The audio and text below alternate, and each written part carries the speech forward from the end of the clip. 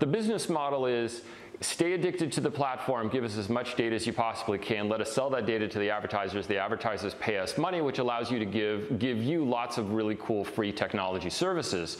So it's addictive.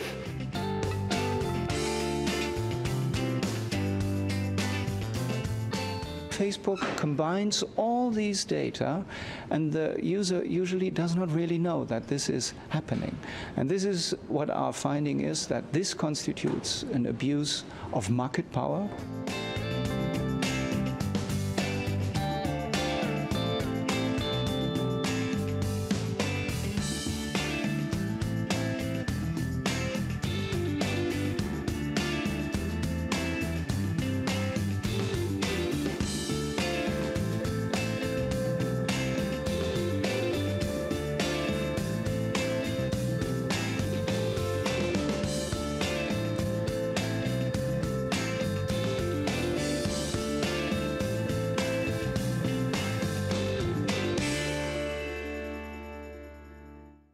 Well, for more on this, let's speak to Mark Skilton, a Professor of Practice in Information Systems and Management at Warwick Business School in England. Thank you very much for speaking to us, Professor.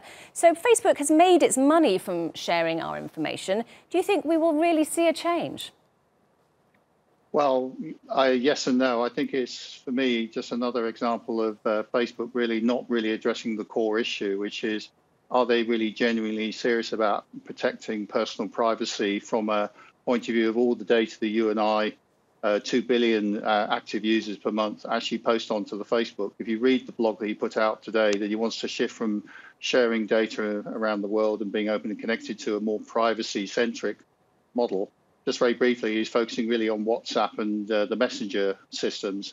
He hasn't really addressed the issue, as you rightly say, that Facebook makes most of its money out of advertising your personal data. Not directly, they curate it to advertisers, and that's where they make money. So although he is saying he wants to increase more privacy of messaging, it still isn't addressing the core problem, which is what are they actually doing with our personal data that's going up on Facebook? And how do you think they will then go on to make money if they do make a change in this way? Well, you're asking an £8,000 gorilla to change their spots. To use an analogy, they make $1 billion per quarter in advertising, and clearly they have 2 billion active users per month. The WhatsApp has 1.5 billion active users per month. This is an enormous platform, and the question is really: is this a monopoly? If you look at the your commentary in your article about the German government, it's a monopoly. Potentially, is it self-regulating? With the Cambridge Analytica problem, clearly they had problems of navigating their way through such a vast empire of data they've now amassed. The UK government recently are trying to introduce legislation and other regulators for a code of ethics, and then to have taxation on social media companies like Facebook to fund that governance. So I think we've got a long way to go, and this is a step in the right direction. Don't get me wrong. I think it's just that we've got a lot more to do around protecting our privacy online than just token gestures on the blog site by Mark Zuckerberg. There needs to be much more concrete action, I think. And you alluded to this, but there has been a loss of trust in the platform over the way it dealt with people's data. Do you think this blog post will go, and the moves that Mark Zuckerberg plans to make, will go some way to restoring that trust? No, my colleagues, when I spoke about them, they sort of roll their eyes to the heavens and say, well, does that mean that I thought WhatsApp was secure? Now they're going to allow companies to put adverts on my WhatsApp, which by implication means that Facebook is the intermediary broker, doesn't exactly give them away your WhatsApp data, I believe. They will be curating information on the company's behalf, which again, to me, is a sort of a half-handed violation of your own personal privacy around the companies will, whether they know they're advertising to you, but if you then click on that advert in WhatsApp, they've made that connection, so your privacy is broken again. So I think there's no choice. You and I have no choice. There is only one big social media platform out there, Facebook. Until we get alternatives for consumers and consumer rights in place, I think we will continue having this problem. And you mentioned that Mark Zuckerberg also suggests he plans an integration between Facebook and Instagram and WhatsApp. Does that make business sense for them? Absolutely. It's all about getting traffic. It's all about traffic to the website and they monetize the traffic.